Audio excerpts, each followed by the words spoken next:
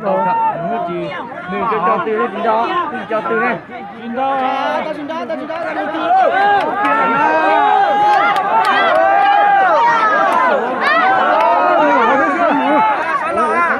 mưa hỏng ra lắm mưa trời ơi lấy mưa ta chơi sao mưa đồ trời ơi sao thế cái lò nhưng mà chỉ cái nhà rồi cái nhà hư cái nhà rồi nó lo chỉ có mấy đầu sứ đi thôi ô nhà hư phải nói luôn của ta xem mà lo cho chị đâu chị lớn cho lấy thứ mày chạy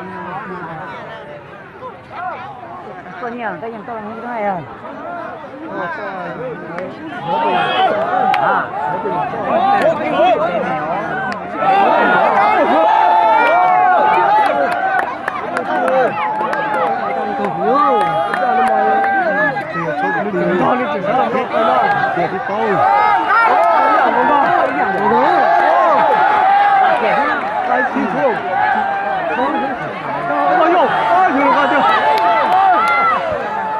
mình to là chỉ sợ làm tốt cái này.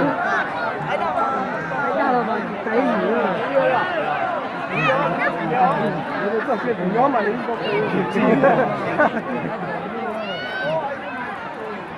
là một hốt tao. Đấy từ đi. Nhận rồi vô. Thôi để tài ơi. Cái ai ra một thêm má chứ ô. Ai đây là thế cơ chứ.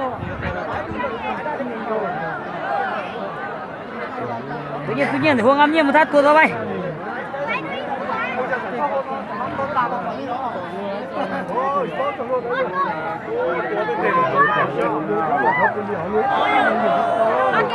Ô, chả có con gì thế đâu.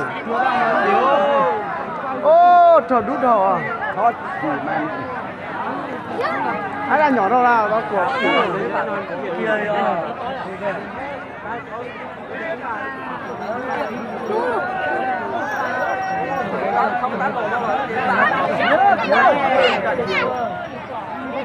nó có tiểu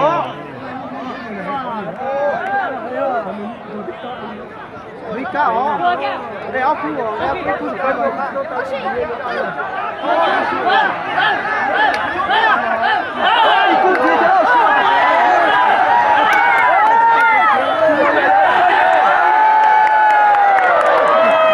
cái bé nhỏ cú thế đấy.